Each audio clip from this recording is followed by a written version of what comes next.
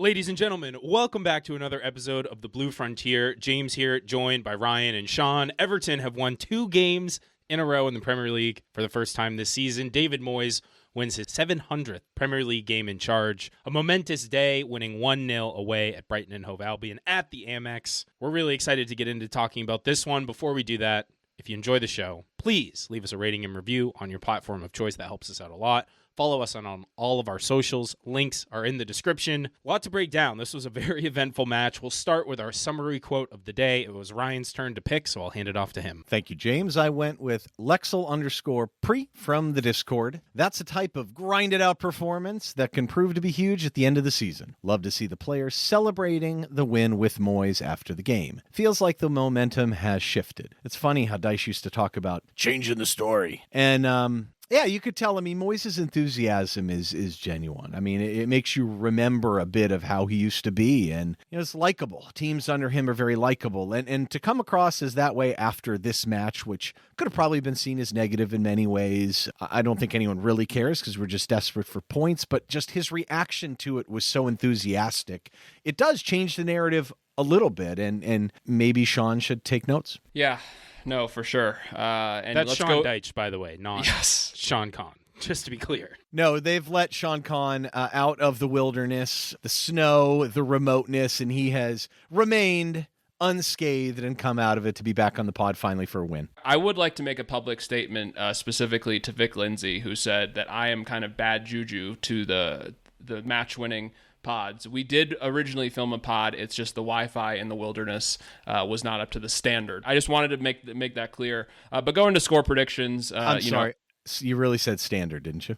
It wasn't up to standard, Ryan. Look, no matter what happens, as long as James just doesn't go overseas and attend the match, we're fine. All right. Please do score predictions. Take us away, Sean. So in good consistency, you want to talk about just always giving a good 1-0. Only one prediction this week, and it's good old Sludvigs, OG of the Discord. So congrats, Sludvigs. Constantly is doing 1-0, so glad that he got his score prediction correctly. So continue to put in your score predictions. They are in the Excel doc. Still, the leaders are only at 2 score predictions. So yeah, just another reason to join the Discord to get your name in the hat. So let's move on to lineups. Brighton, they are undefeated in 6, so they're coming off a pretty decent run of form. It's kind of interesting going into their lineup because it was more of who wasn't playing versus who was playing.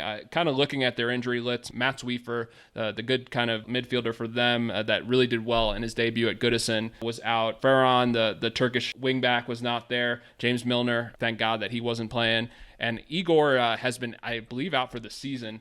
So those were some guys that were missing for injury. Whoa. You're missing someone. Yeah, and I'm about to get to him. The guy that was not missing from injury and really is just kind of a mystery, and they talked about it in the presser today, is Pervis Estupinian, just kind of MIA. He was there at the stadium, just not in the lineup. So one of those things, and yes, I know Evan Ferguson was not in the lineup. I just tried to kind of skip over him. I thought that's who you were talking about, Ryan. But of course it was. Because he would have been the difference maker, Sean. We got to get him on loan. Throw the kitchen sink at him to get him on loan, right? So, although to be honest, though, they really don't have kind of that true number 9. I mean, it is a weakness. So kind of going into their setup, so really like their midfield too with Baliba and Ayari, 2 really young guys. Baliba's had an excellent season, so you got to give a lot of credit to him on what he's been able to do. As we talked about, Estupinian not in the lineup, so Tariq Lamptey fills in, as well as Joel Veltman on the wings. Veltman kind of a center back traditionally, but he has played right back, and then of course Van Hecke and Dunk kind of in the center back pairing. Terribly haircut Verbruggen plays in goal. And then a really kind of exciting player for them that he's only played 11 matches this season, but Brahan Garuda from Mainz, kind of a guy that just super talented midfielder. I think we're going to see the best of him as he really gets more comfortable within Brighton for years to come. And then you have really that front 3 between Welbeck, João Pedro, and Danny Welbeck, who's just kind of all reliable, right? So really the reason why I think you kind of have some optimism going into this game, Minte was on the bench. He absolutely torched us when we had the reverse fixture at Goodison, right? And then you look at guys like Ruter. So at the end of the day, that's a lineup that probably doesn't really represent the amount of great business that Brighton has done, especially in the summer. Matt O'Reilly is another guy that has done really well for them. So yeah, just interesting lineup that they kind of brought in. And James, I'll give it to you to go through the Everton lineup. Yeah, the only thing I want to interject is these guys are a lot of these are very good young players, but they're spending money too. It's a little bit of a misnomer to suggest that Brighton are really going out on a limb here and picking unknowns. I mean, Reuter cost them, 45 million euros? Minte was like 35. Weaver was like 32, and he's a good on-ball guy, but Gruda was about 30. Ferdy was 30. Ferdy's a really good player, by the way. He's a little bit more mature than some of the other guys, so I think he's a pretty big miss for them. And O'Reilly's been back for a little bit, but those guys are all at fees that we haven't paid anything close to that year over year. So there is legitimate talent on this team, but I agree, Sean, with your general assessment. I feel like the starting lineup was not as dangerous as maybe it could have been, but to have that many options off the bench, I mean, it's tough. And then, over to James about the Everton lineup, not quite the same level of bench talent. Yeah, well, we talked about it on the last pod about Spurs. I mean, we could talk about it almost every single week because the net spend numbers, all these teams have spent way more than us. So it's unsurprising to see Brighton, even if they're not at their strongest, to still be able to put forth a pretty strong 11. On the other hand, Everton, unchanged team for David Moyes, keeping Jake O'Brien at the right back role, although I think he was, it was more of a back five at times. We were pushed back so deep. But otherwise, he was forced into changes, which we'll get into in a moment, but not wanting to mess with a winning formula. And for honestly, hard to disagree with that decision based on how things went and even just the outlook. Jesper Lindstrom getting another look, I was excited to see how he might do. But really the key matchup that I honed in on and I think really is important to the context of this game was really their left side against our right side. And that's, of course, Matoma and Lamptey, how they would match up with Jake O'Brien and Lindstrom. We saw O'Brien perform last week. How would he do against Matoma in particular, who is having an amazing year and is one of their key attacking outlets? He's 8th in the league in successful dribbles and take-ons. Njai is still first, for the record. He's tied for first for Brighton in first in the league, in progressive carries, third in progressive passes received, tied for 7th in carries into the penalty area. So he's a major creative outlet for them. And how would Jake O'Brien do in those sort of one-on-one situations? And how would Lindstrom support him? And he has 10 goal contributions on the year. So it was a really important thing to key in on early on. And we saw some warning signs early, but eventually I think we're mostly able to mitigate him. Yeah, I think you're right. I think the one thing about Matoma is odd. He really likes to be on that sideline so he can cut inside, or he's so deceptive with his right foot and he can jump to the left and just beat guys with pace all the time. So sometimes you saw people lining up with him 1v1 and he'd get the ball off his right foot on a cross or whatever. You have to give it up a little bit sometimes because otherwise he's by you. But what it does is it opens up the half space a little bit. And I thought Lamptey looked really dangerous, cutting through the half space with pace. Not a big guy, but I just thought that dynamic was very, very good. There was a big chance right away on this. Jake O'Brien is a very good 1v1 defender. His feet are unbelievable for his size, and we saw that. But some of the read and react stuff was not perfect. And I think this is a little bit of an example of this where the ball kind of goes over the top for him. But at least he doesn't foul, to his credit. But it was, I was concerned after this, and you knew they would be feeding that side. Yeah, I mean, Ryan, I think it was a little bit of a blessing in disguise for it to happen so early because it kind of put at least the warning sign, right, to Jake O'Brien, who, looking at the preseason, right, we saw him struggle a little bit with some of those balls over the top. And, of course, Tariq Lamptey's just a fast player, right? So, and Jake O'Brien's no slouch. But I think he does the right thing for sure in just especially having the awareness to not touch him and let him take that shot kind of across the box because I promise you if Michael Keane was in that same situation, we probably are giving up a penalty. But then, yeah, kind of going into the 7th minute, this is really sad. Dominic Calvert-Lewin going up for that aerial, no contact, and immediately grabs his hamstring. You could just see the pain on his face. What do we think here? It's just it's a tough moment. Not even the pain on his face. He just looked like a guy, we know he's been through it injury wise, like just kind of dead eyes, man. Like he was just kind of vacant stare. You could tell he knew it wasn't good almost immediately. Hamstring. I mean, if it's a tear or something, that's, immediately he probably thinks the worst, like I'm out 6 to 8 weeks minimum, this is not good, and forces a change that we were hoping that Dom would maybe be turning a corner under Moyes. He scored the fantastic goal last week and then just completely stopped in his tracks, and Beto comes on in his stead within 10 minutes. It was just unfortunate for Dom, but on the other hand, trying to seek positives and opportunity for Beto. Inter-captain chaos. Yeah, it's definitely different watching him play. And while there's some similarities functionally between him and Dom, and Dice should play the same way every time, this is a little bit different. It's going to take Beto. I think Dom's probably a little better match for what kind of David Moyes wants to do. But Beto's capable. We just have to accept the fact that you're going to get some heavy touches. There's going to be some odd play at times. And yeah, it's ultimately sad. And we'll get after the match we walk through here, we'll get into kind of what that means in the future, because it wasn't the only major injury we think we've had today. Then we get into the 27th minute, and this, I don't know about this yellow card. Matoma to Lamptey, give and go. Jesper fouls just outside the box. What is going on with Tim Robinson, the referee, and just handing out yellows right and left? It's like Oprah giving out cars. I just don't understand this at all. But it had a big impact, I think, on the rest of the match. Well, I think what was really frustrating about that, Ryan, is he didn't. I don't think he made a single foul call on either team to outside of just the stoppage, because he was just letting play happen, right? There were plenty of calls against Njai that you thought were clear fouls. Even there were times that I felt like we might have kind of fouled one of their players, and he just was not calling anything. And for him to call that's fine, it was a foul, but to give a yellow, I think, was completely out of line there. But it's a serious impact because, Lindstrom was doing a lot of defending, and has, and did last week as well, too, almost functioning as a wing back at times, tracking back runners. And we talked about, that was the big matchup, right? Those two guys on the outside, Matoma and Lamptey versus Lindstrom and Jake. And Jake and Lindstrom were building a little bit of chemistry, but now you're on the yellow, and Lindstrom's not necessarily a defensive player by trait anyway. So you just, I always had this thought in my mind the whole match, like, okay, we're going to have to move him out eventually because that's not sustainable. And look, they were all over us. We were really struggling with the counter pressure, which they're incredibly well organized. When they lose it, not quite the same way as Pep does it, but when they lose it, they're set to win it back very well. They had lots of numbers around the ball, and we had trouble getting it out. And that's why what happened in the 37th minute was, well, remarkable for the fact that we had a little bit of a break. But yeah, just very, very fortunate, I think. Yeah, just did not look inventive going forward at all. Really struggled. Not a lot of movement. We'll talk about Decore in a little bit because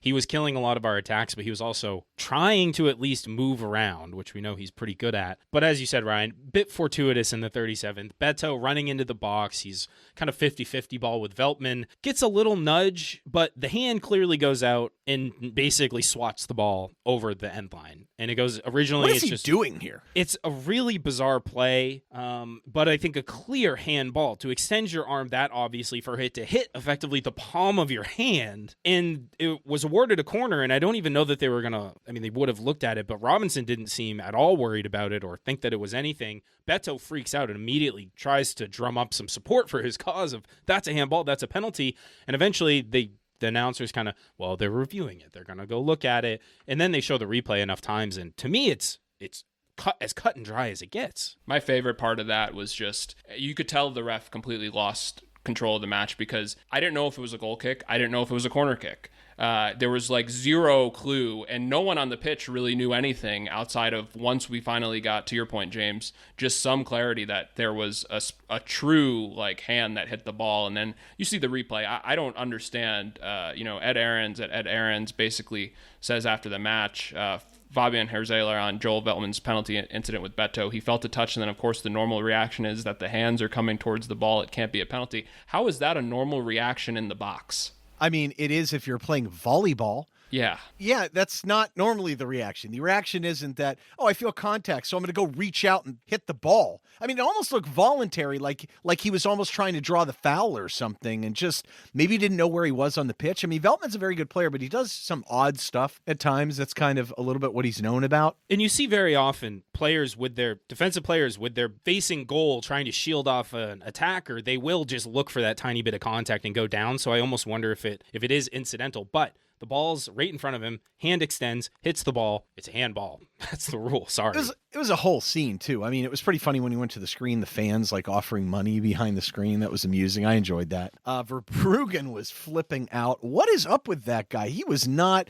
I know keepers are generally a little bit off. Nick Weinstein would be the example. But I get that a little bit. But seriously, what is going on with this guy? He gets a yellow for, they were wasting time. It's funny, Decore picked up the ball at once, doing the classic switch, and no one is believing that you're taking the penalty, Dukes. And seriously. Jesper was in there too, trying to push guys off. It was so strange on so many levels. And And, I think this is kind of the beginning of putting Brighton on tilt. And sure enough, Njai steps up and kind of pandemonium breaks out. It's just a bizarre sequence, but very enjoyable if you're an Everton fan. Yeah, I mean, he steps up and places it perfect. Verbruggen guesses right. It's just in the corner, has enough pace on it. He can't even extend far enough to get on it. And Njai's celebration just, as you said, unleashes a world of pandemonium. Now, we do know, thanks to Paddy Boyland, who tweeted that the Brighton fans were chanting wanker at him before the penalty. So Njai, being the riler up, I guess, that he might be turning into, does the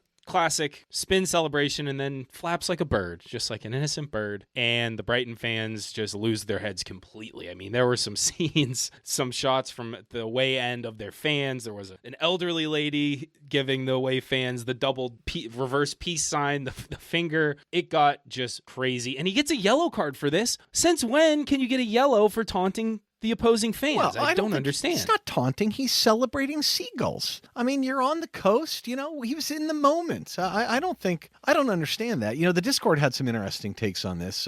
Shan, your take was hate crime. That was interesting. That's a good one. The professor, I personally liked his when I asked, what did he do? Excessive bird flapping. Some of the other observations were good. And of course, our favorite rabble-rouser at the end. Yeah, we had High Soccer Guy who said, that's it. No more NFL games in England. Their taunting penalties are rubbing off on the refs. They're always going to find a way to blame the Americans, man. Blame what the the Yanks. heck? We didn't do this. It's not us. And then we had DL, of course, infamous, who said, sorry, guys, but this ref is an expert in bird law. Can't argue that. I mean, you got to love It's Always Sunny reference showing. Bird law, he would know. Tim Robinson, wrong show, but in the same vein. So, in any case, Everton, go ahead, Sean, you wanted to say something. I just loved how Njai embraced the moment, right? Because you could just tell that this match was just out of control, and he just kind of, put that volume. I really compared to Trae Young rolling the dice at Madison Square Garden. Well, surprising though, right? Yeah. Oh, very. This is not the player that, in my opinion, from kind of everybody that's on the pitch.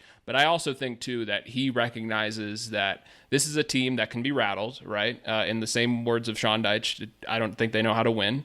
So we'll see. And I think for Njai, he really just wanted to kind of see, let's see what you got. And I mean, kind of after the fact, they didn't really look that great. The odd part is Veltman did such a good job on him in the first half, especially. I mean, 7 for 8 in duels, Veltman was 3 of 4 in tackles. Njai was 0 for 2 in dribbles. So he had a couple carries, but for the most part, they did well on him. And look, Brighton are an organized side. They know what they're doing. So, I mean, clearly they were set out to stop him to some extent. But, soon right after that, Njai takes off with the ball. And what happens? Balovic nails him. And you could tell, he, again, just like you said, Sean, he was embracing it. He was enjoying getting under people's skin. Again, this guy's played in the championship, man. I mean, he knows a little bit what it's like. I was a little surprised to see this kind of behavior at Brighton of all places. But so sure enough, we get into halftime, and I mean, it's not pretty. I mean, the numbers don't look great, but fortune strikes in a season where we haven't had a ton of it, and we're up 1-0. Probably, maybe not deserved, but, we'll take it, right? But look, I mean, there were problems initially. I mean, we talked about the key matchup. I mean, how well do you think we addressed that as we went on? Because it feels like initially we struggled, but we settled down a little bit against those two guys. Yeah, I think we definitely did. And I was just kind of curious, the numbers as the half wore on, specifically how much Matoma and Lamptey were getting involved. I just think that's so pivotal to how this game went, and just looked at the breakdown on who scored from the 30th minute to halftime. Mind you, we had the 7 minutes of extra time. Matoma and Lamptey combined for 13 touches, and Lamptey had 28 in the first half hour alone. So they definitely weren't getting on the ball. That's crazy. I don't know that that's so much that we were taking that away from them, but just that they weren't really able to feed the ball to that side as much. Well, I think also too, James, the team defending on the wings, right? I think that they did such a good job, and I think that this was the theme throughout the match of neutralizing somebody like Matoma when you had basically kind of Jesper and Jake, right, defend together, or you had Miko and basically kind of whoever was, on the left side with him. So they did a really good job, in my opinion, of kind of limiting those moments where they could get into the box. And anytime they did get in the box, they cut the angles off super well, right, to where you pretty much needed a perfect cross and a perfect finish to basically score on us today. Yeah, I felt like Matoma was fine, but he needs a little bit of a help. I think, we'll get to that in the second half because they made a pretty interesting tactical switch. But let's maybe talk a little bit about some of our inability to transition. And look, a lot of times we've been reliant on the 10 position to do that transition with Decore. And now we know Dukes runs a lot. Like we had the heat map up before. He's all over the place and everywhere. And unfortunately, a lot of times when we had the ball, he was the only one really making himself available. So credit to him for showing the legs. And so I think what Michael says here is accurate, but there's still some drawbacks when he plays like he did today. He was so just not good on the ball. I mean, and we'll get that a little bit in the second half too, because it cost us a few times. But Michael at Green Owl EFC, his running has been super important in the first half and will only be even more imperative now alongside Beto instead of Dom. So there's some truth to that. Dom's better coming back probably in between the lines than Beto. You knew Beto was going to battle with the center backs maybe and craft a little more space, but someone's got to fill that gap. But if Beto's getting into the gap and he's not great on the ball, then it still hurts us in some ways. And we saw him slow down in the second half. Before we move into the second half, anything else we just kind of want to wrap up real quick? Or, the numbers are pretty one-sided still. Well, yeah, I think the fact that it felt like Brighton were definitely more all over us than the numbers would indicate. The half, when I saw that, the possession numbers even, 56% to 44, I thought they had the ball a lot more than that. It's probably measuring the out-of-time play, on corners and or pick sitting in the ball and goal kicks. But James, there is a difference between being all over us and smothering us from a counter-pressing standpoint and then generating chances as well. Because the one thing we did well, we pushed them wide and they did get around the end a couple times, but the middle of the pitch, they really struggled. And that's where we were tough. We have three big guys that can tuck inside there. Tark and JB were in the middle too. And when you put Ghana in front of them, that's the game plan here, right? Make it tough for them. They don't have that bodying number 9 that can get in there and do damage, and I think we saw that. Now, here's the question, though. When they switched in the second half, let's talk through this a little bit. What do you think they were trying to achieve here? Because it seemed like, so what they did was Lamptey went back to the right, and I guess maybe that gave them a little bit more of a dangerous threat from the wide space, maybe to balance him out. Veltman came over to the left side, and he just sat in that half space, and he pushed way up. So it was just Dunk, Veltman, Matoma, just feeding him the ball. And it did work right away, but maybe the sub with Gruden Reuter, the intent behind that was to do that, just to put a more physical body, someone that's almost a second striker, just to crowd the middle of the box. The results were right. Literally, they did have immediate success, like Matoma, Pedro, Reuter, Matoma, like back to back to back to back. Within the first 5 minutes, all got inside. Matoma just missed a shot in the 49th, but I don't know if this was the right. I don't think that this really solved their problem. Yeah, it got Matoma the ball more, but it didn't look any more dangerous after the first 5 minutes. Yeah, I think Fabian's probably thought process was Reuter in the middle probably gives them a much bigger threat. And you can see in that moment, we'll get to it, just that individual brilliance to get a shot the way he did. And him and João Pedro, I think, really play well together. So it was kind of, I think for them, Gruda just was a little bit pedestrian in the sense that he didn't really have his kind of foothold in the game. And then to your point, Ryan, I just think they just needed some more numbers forward. Because at the end of the day, they probably were living perfectly fine with the risk that even if we hit them on the counter, they probably still could neutralize us. And you saw that. But yeah, I think just getting somebody like him on the pitch, I was shocked that they didn't put Minte in to start the second half, because I just, to me, it's like that pace, and you can see it pretty quickly. Like at worst, you're getting yellows on our team and forcing us to back away. So to me, I think that was the biggest miss from the start of the game. But then also too, to just not see him as the first sub at the second half was a little bit suspect. Or a Dringa or someone over there on the other side to give more balance. But I don't know. I would have kept doing the same thing. You can flip Veltman over there and swing Dunk, and he could sit there and feed those two all day. And then you get him away from Njai too. So any threat we have, a counter is there. It didn't really matter that much, and maybe that's what they were thinking. You're right. They probably weren't afraid for that. I just think it created problems, because then that half space, it was just Matoma on the sideline, no one coming through the half space. And it's open. And I guess it'd be one thing. Maybe they thought we were going to back off a little, give them more space, but we didn't. We kept our shape, and credit to us. There was this moment, though, and I think this is an example of what they sacrificed by moving Veltman out of the way right after those kind of sequence of chances where they looked very dangerous. Njai goes on this phenomenal run forward, cuts in between two players. I think Balabo was on his back, so we couldn't foul him because he was already on the yellow, which These things matter. Plays it to Dukes. This is a classic example where Decore makes a great run. He's legs. He comes all the way from deep to make himself available, and he just kind of flops over it. It wasn't pretty. A few minutes later, too, Idrissa Gana Gueye goes down. And first of all, they didn't kick the ball out. The ball was way in their end, too, by the way. And he looked legitimately hurt. And I'm thinking, oh no, this is a problem. Tell me, you guys, your hearts didn't stop a little bit here, because this is not a guy we can do without. No, I think what was frustrating too, Ryan, is, great sportsmanship by Brighton earlier in the game when DCL was hurt. They immediately stopped, right? And so for them to kind of just do that, I understand they're losing 1-0, but also too, it's like 2 minutes have gone by. It's just like, kick the ball out, guys. It's like, it's not that big of a deal. So yeah, really frustrating there from them. But you could tell that they were getting frustrated with the time wasting that we were very blatantly engaged in from early on in the second half. But it went on for at least a couple of minutes before we were finally able to get the ball out. I just think if the ball's in your final third and there's a guy down, just play it out. I think it's that simple. But ultimately, Ghana was okay, and that was really scary. We'll talk about his performance overall, but he was absolutely everywhere, disrupting play, a super important piece for us on the day. So that would have been a major blow had he had to have been taken off. But a couple minutes later, we do see a sub. I originally thought that he was taking Ghana off, but it turns out that he's bringing on Nathan Patterson for Jesper Lindstrom. Probably a smart move given Jesper's on the yellow then.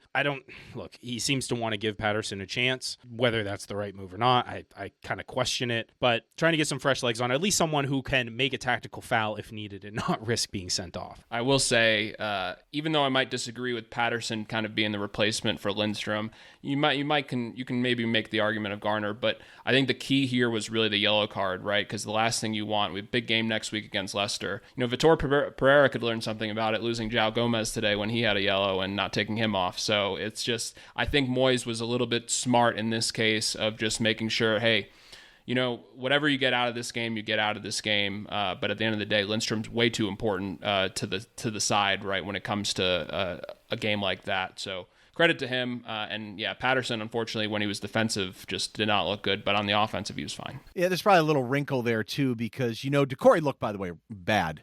He looked off. In fact, I might as well jump to it, too, because, they sub him out later. He was well off it. He just, 2 for 13 in duels.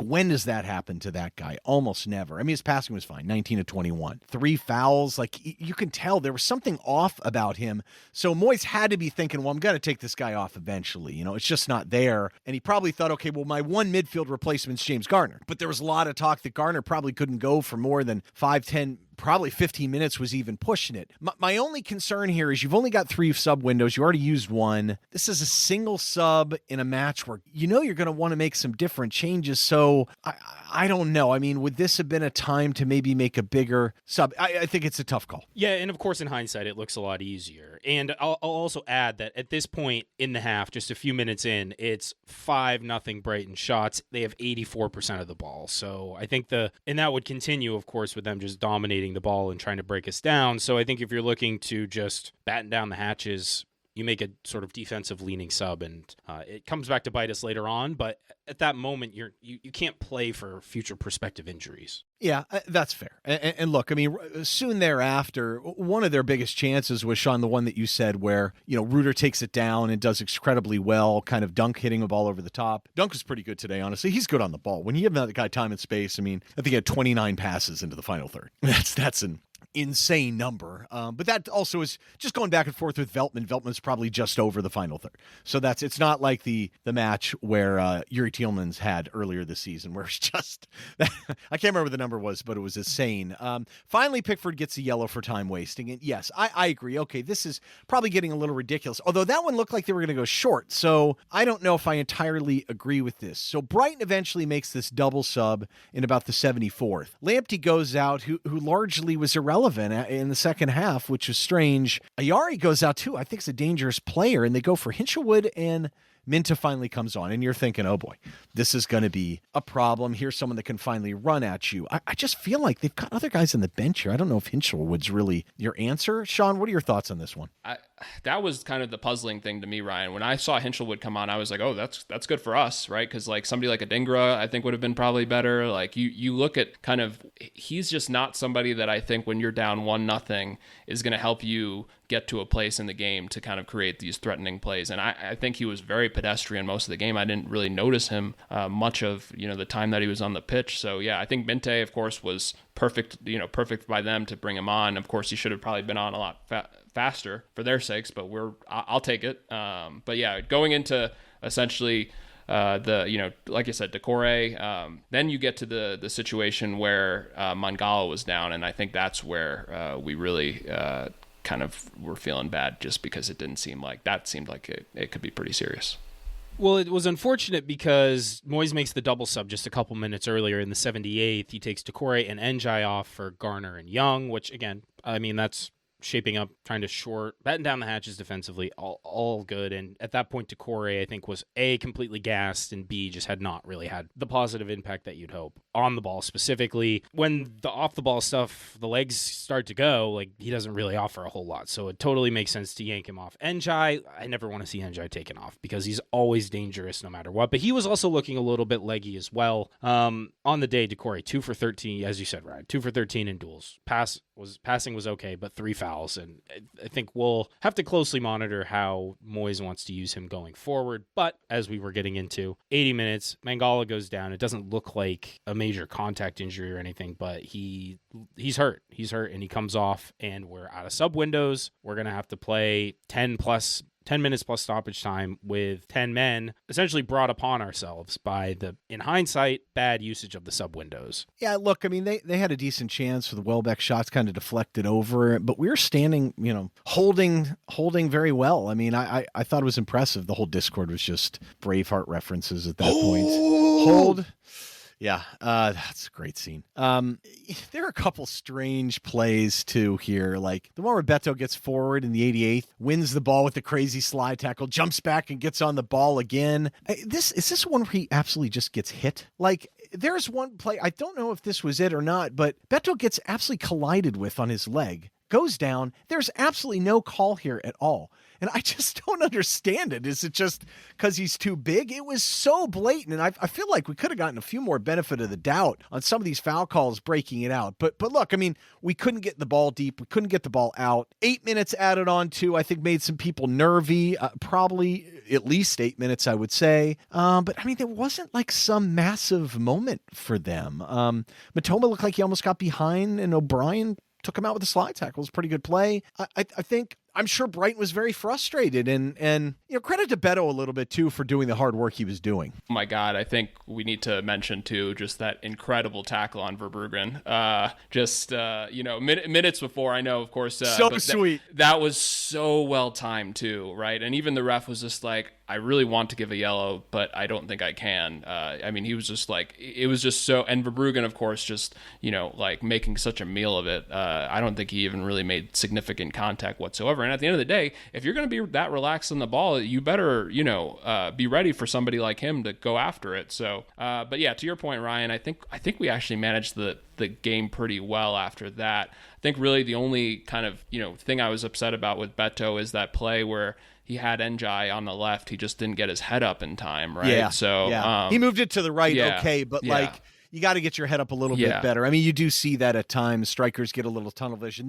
That's not his strong suit for sure. And then that second play kind of, past the 90th where he nutmegs, I believe it was Dunk, so well, but he doesn't realize João Pedro is in the back of him. Or it wasn't Matoma, my apologies. But yeah, he recovers the ball and just kind of is a little bit frustrated. But that comes with fatigue, right? I mean, at the end of the day, I think what we saw was just the team that was truly committed to the cause, trying to, get every single ounce of the ball that they possibly could. But yeah, just I think for how much Brighton is talented on the ball, they really did not do much at all to threaten in the 8 minutes of stoppage time they got.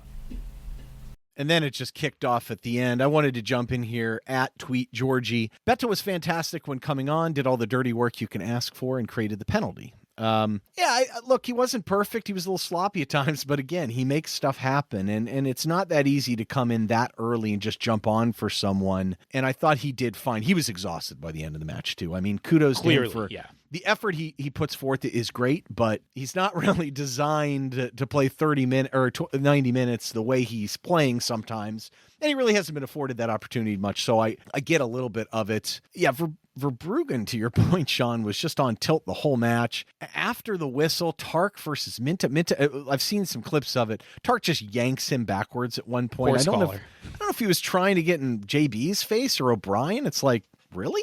They were very mad. Brighton was big mad. Their fans, the players, everyone was very upset about how Everton came in. Have much of a reason to get mad too? I mean, I love that Begovic got off the bench too to yap a little bit as a keeper. That was so good. And by the way, Wilfred makes a great point from the Discord. Yeah, Wilfred, who said, only just saw Begovic getting in on it as well. Our team would absolutely be top of the league if every game was a Royal Rumble, which, yeah, I mean, there are some guys in there you just don't want to mess with. I mean, O'Brien, Begovic, I guess, is now involved. Tarkowski, Branthwaite. I wouldn't want to go toe-to-toe with Beto in a Royal Rumble, I'll tell you that.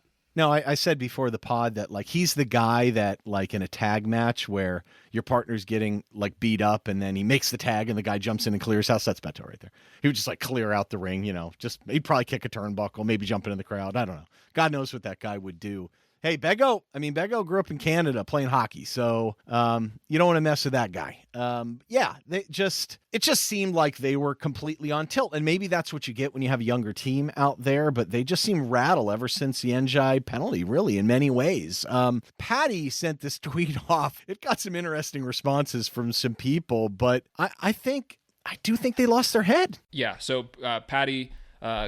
of course, great friend of the Discord and incredible reporter for The Athletic. Brighton fans fuming on the way out, telling Everton staff in the press box that they're embarrassing. How do you watch this every week, says another. Complete head loss from some. Listen, Bournemouth was able to say that because they won the match.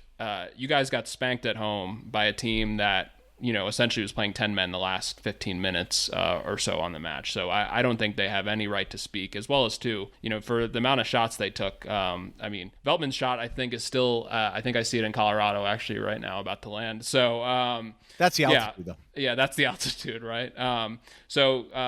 James, if you want to talk about second half numbers, I think it kind of tells the story pretty well. Yeah, I mean, I think it shows the fact that we shut up shop. And we're very intent on maintaining that 1-0 lead and maybe getting something on the break with Beto late on, which we came very close to doing. But that said, 84% possession for Brighton in the second half. They had 12 shots, but just one on target and an XG of 0.58. So for all that volume and all that possession, we were never really under threat, not even really any major moments, as Ryan, you mentioned a couple of minutes ago. So I think that's just a really resolute, stout defensive performance, and to do that down a man is all the more impressive to me. Yeah, they only had 16 shots in the game and only hit the target once. 48 clearances for Everton in the second half. That's crazy. 17 aerials won in the second half alone at 63% clip. That goes to show. But look, we were effective. They don't have that guy down the middle. We talked about that. We mentioned Dunk, and Dunk could set up higher and fire it over to Veltman, and they can just continue to bombard the final third. But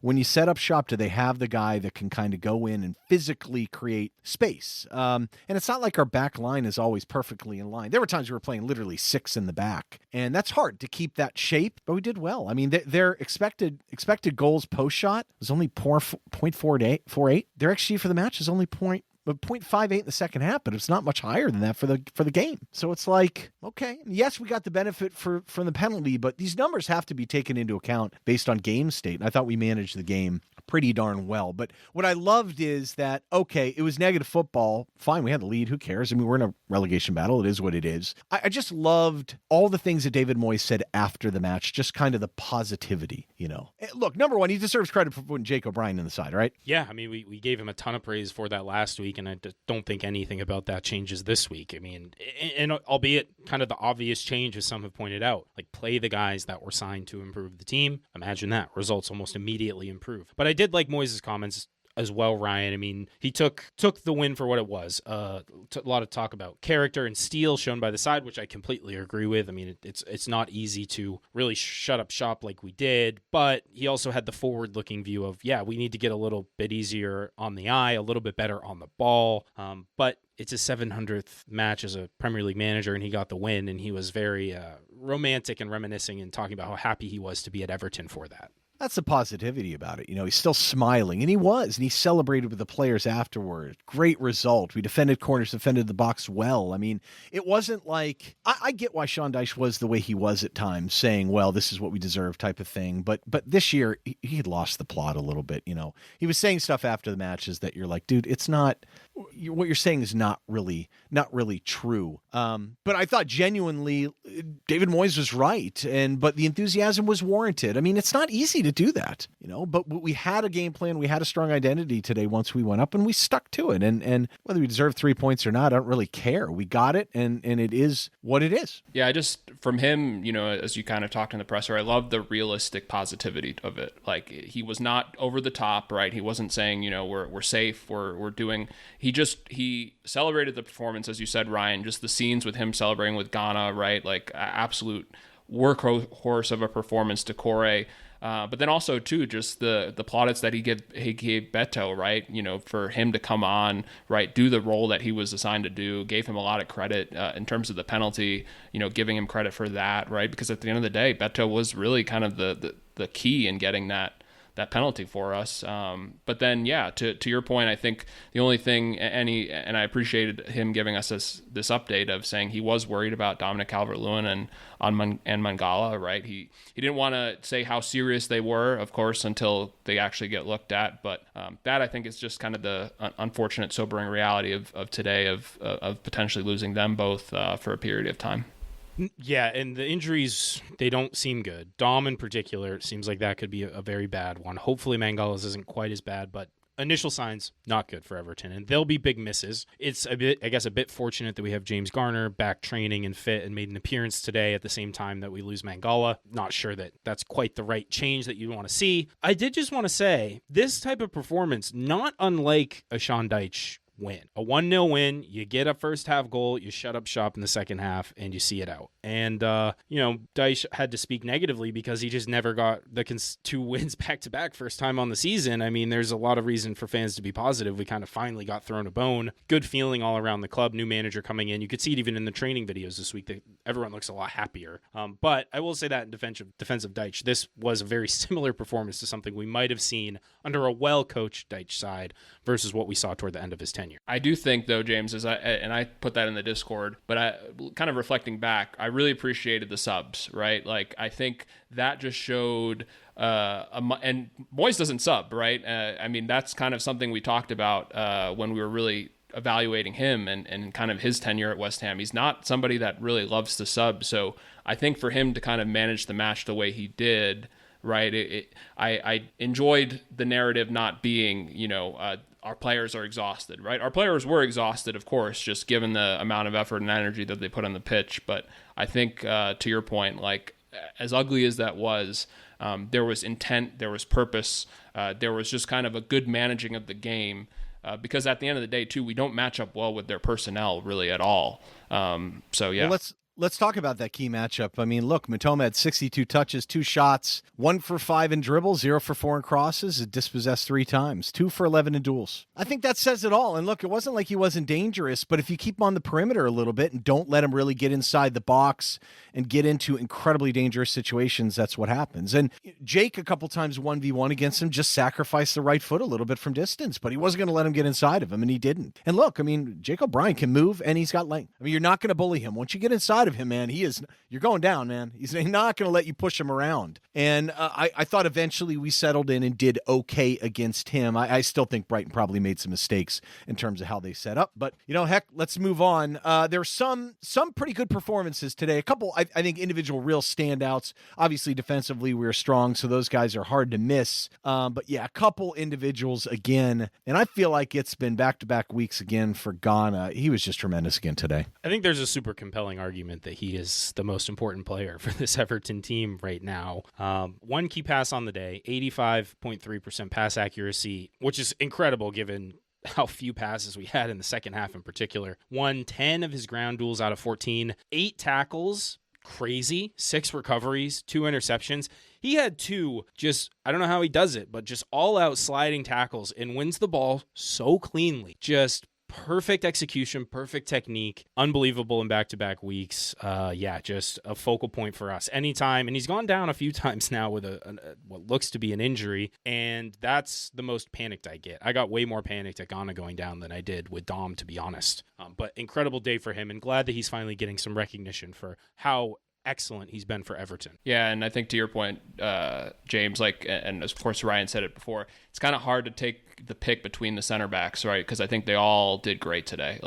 You look at Tark, JB, and Jake O'Brien, between those three, 36 clearances. I mean, it's just, they were absolute, janitors in regards to just sweeping up the box.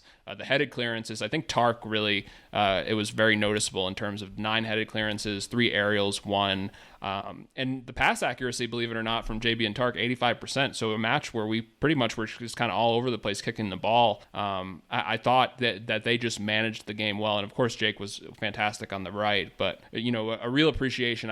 Between those three, I don't think you could go wrong with any of them. I really liked the commentator today dubbing Tarkowski the Premier League's blocker in chief. I had not heard that moniker before. I actually think that's pretty good. Ryan, any comments on the good performances today from you? Well, it's funny. I got this DM from Dom Maddox on Twitter, and instant match reaction. Jake O'Brien, Idrissa Gana guy. That is all. I thought that was pretty funny. And yeah, I mean, those guys stood out. Just such a positive performance with such kind of a negative football, I guess, in a way. But I think the biggest positive about it is just looking at the table afterwards. And you look at it, and, we're still sitting in 16th at 23 points, but that's 7 ahead of both Wolves and Ipswich. Ipswich got hammered today. Wolves with the double red card lost to Arsenal, but, I know Vitor is Mr. Positive, so I'm sure he'll have them turned around. But in all seriousness, 1 behind Tottenham, 3 behind West Ham and United, who are a mess right now, 4 behind Palace, and only 5 behind Brentford and 11. So I'm not saying we're going to make a charge up the table, but man, back-to-back wins, just hard to have seen how that could happen. And just, next week, I think we have our matchup with Leicester. That's massive, right? If we can somehow manage 3 more there, it really, man, things get really, really interesting. Hopefully some improvements. I think the only risk here is injuries. We'll get to that in a second. But Shan, I loved what you posted in the Discord, because it seems like teams are going in different directions, right? And I think we've all felt it, right, James? We were talking about it before, the momentum is tangible. Yeah, so I think to your point, Ryan, what I put in the Discord, Ipswich losing 3 in a row, Wolves losing 4 in a row, Saints losing 6 in a row, Leicester losing 7 in a row, and might be 8 tomorrow when they play Spurs, right? So I think the one thing too, and it's very easy to overreact. I understand the emotional turmoil with these kind of situations within our fan base and whatnot, but I applaud you, especially now that we have the managerial change, because I think there was plausible understanding with being upset with Deitch. But it is crazy when you kind of even look at our winless run last year, right, where we basically didn't win 13 in a row, or we were winless in 13 and then you win 3 on the bounce, right? What a difference that can make within the table, right? And so you look at also kind of our stretch coming ahead. We won't go into detail, but there's a lot of games where you can kind of look and say, we have a chance at that one, right? And of course, Leicester next week, but then you go into the derby and you never know what can happen in the derby, and then you play Palace away.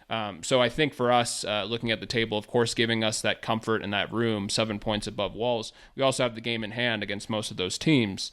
So it is one of those kind of situations where the panic shouldn't really set in until you really get to, I think, kind of, April, May, because so much can happen, right? You look at the injuries, you look at red cards. You look at, just small things like even Leicester, right? You lose Abdul Fatawu, right, for the season, right? What a massive difference it makes on a team like that. And it's just, it's one of those things where I really kind of caution the fan base to make these significant kind of statements of saying, we're already down, it's just let things happen before you kind of overreact. Well, and there's luck, sometimes things swing your way. And I just think Dyche wasn't doing a lot to take advantage of what we had. And so you could make the argument, and Mark, Southeast Michigan Toffee, makes the point here about deserving a win. But sometimes, as long as you stay in there and you play okay and you give okay performances and stick your identity, things swing the other way, right? And that's exactly what Mark's saying here. Yeah, Mark, Southeast Michigan Toffee, said, EFC might not have, quote-unquote, deserved the win, but I'll happily take it given the number of times we've been on the other side. Defense was mostly solid, but attack still leaves a lot to be desired. It was fun to see Njai embrace being a villain. Great opportunity to create even more separation from the drop zone next week as well. Yeah, things are definitely totally pointing in the right direction for Everton at the moment. I asked the question on Twitter, like,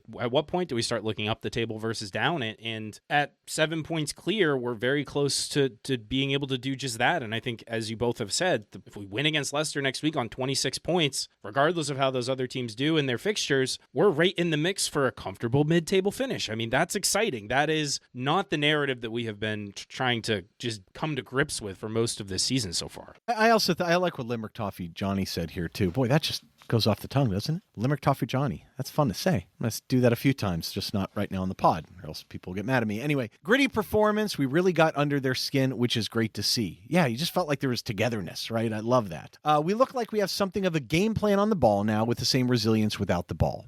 We have to get better on it. But yes, there is a game plan there. And I think it's more versatile, too. It's not like everyone knew what Dyche was going to do.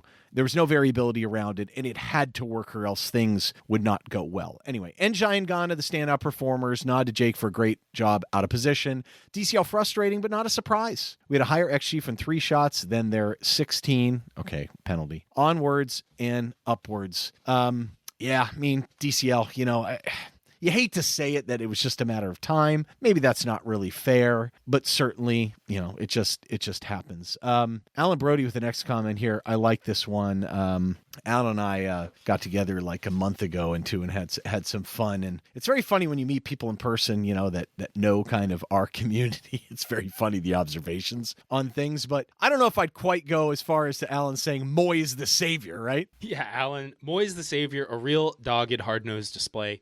Ghana was tremendous. Unfortunate injuries, worried about the severity of them, but hopefully will force some activity in the transfer market. Great to have some space between us and the bottom. Yeah, and Moyes continues, as he has in almost every presser and every time he's asked about it, reiterate the need for reinforcements, the need to do business in the remaining time we have left in the window. We've got Matt in the Discord every day. What's Thelwell doing? When's the clock ticking? The clock's ticking. Mr. Negative. Why are we Matt was sleepwalking? funny today. He was. The match day. He actually showed some humor, but similar to Njai, he's sort of embracing his role as the villain a little bit, maybe. There it is. Yeah, and let's hit Nebula here too, because I think this is a nice summary with some data points in it before we really talk about going forward, because I think we've got some concerns here. The thing is about Kevin, every time he puts something there, you're tempted to use it every time for like the match summary. He does such a good job of kind of summarizing how things go. But he's right, great win. But I don't know. He says too conservative second half. What do you think about that? Were we too conservative? Were we just not execute? I'm curious your thoughts. I mean, I don't think we were too conservative. I think we were a team that was just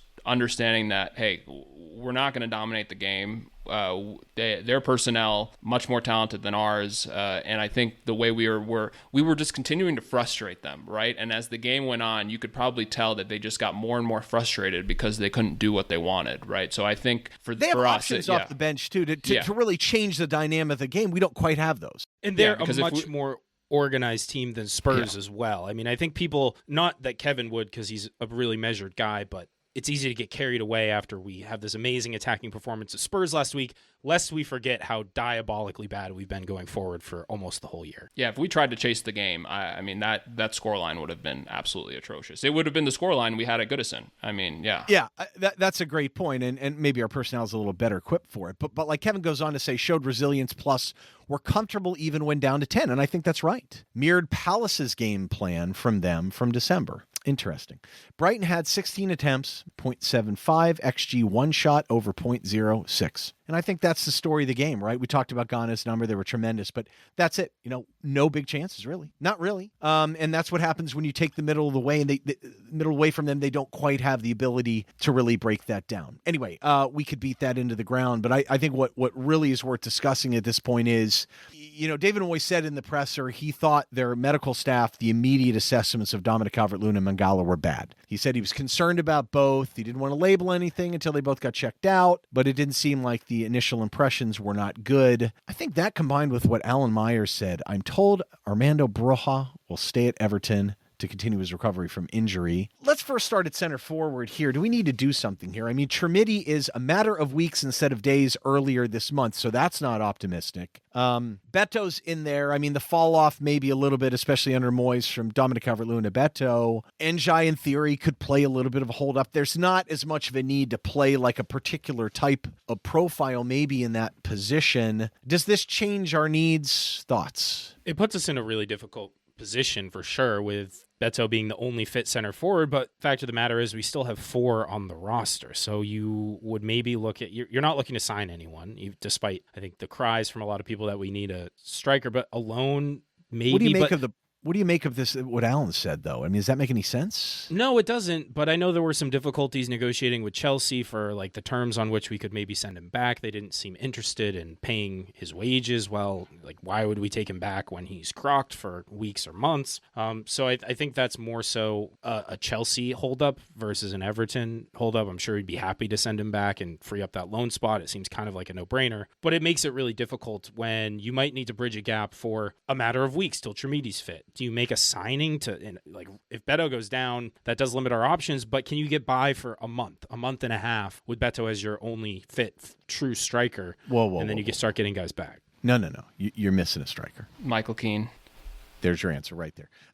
You guys, come on. No, we're done with that. We're done with it. We're not doing this anymore. Well, no, in theory, though, let's say you make a move to kind of, I hate that thing so much. Just sneak it in. I know you did. I'm glad you remembered this time. Not really. I'm just glad we haven't said the S word yet.